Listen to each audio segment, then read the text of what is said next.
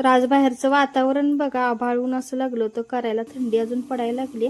आणि मी इथं गहू टाकले होते गिरणीत दळण्यासाठी. दळून झालं इथं गहू. आणि आता ना इथं ठेवलाय थोडा चहा. आणि बघा इथं भात खाता खाता ठेवली. आणि अक्षय शाळेतून आले आणि 2 राहिले होते पराठे, तर लागले चांगले झालते का, डब्याला पण नेले होते तिला खावा. तर आता भूक लागली त्यामुळे खायला लागली. रविवारी ना केळं आणलेली होती, तर थंडीमुळं आणि सर्दीमुळं खाल्लीच नाहीत बरं का, अजून आहे तशीच आहेत. तर ऍक्च्युअली गुरुवारीच लागणार आहेत खरं तर, म्हणूनच आणली होती मी. पण थोडीफार तर म्हणलं संपली असती, पण काहीच संपली नाहीत. आता जबरदस्तीनं खायला काढले एक, म्हणलं खाऊया का, तर उद्या लागणार म्हणून रविवारीच आणून ठेवली मी. तर माझं चालू आहे संध्याकाळच्या स्वयंपाकाची तयारी.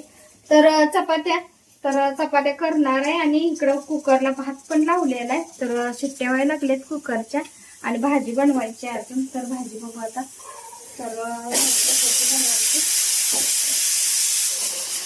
तर इकडं बटाट्याची भाजी बनवायची चालू आहे. तर तेल टाकून जिरे मोहरी टाकून ना लसूण खोबऱ्याचं वाटण टाकलेलं आहे.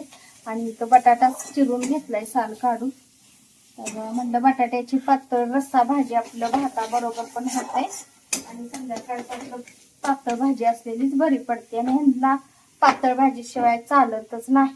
सुकी भाजी म्हणलं की टोटरेच बसतात, अक्षरशः पाण्याबरोबर भाजी म्हणजे जेवण जेवतात. म्हणलं आता चला करूया पातळ भाजीच.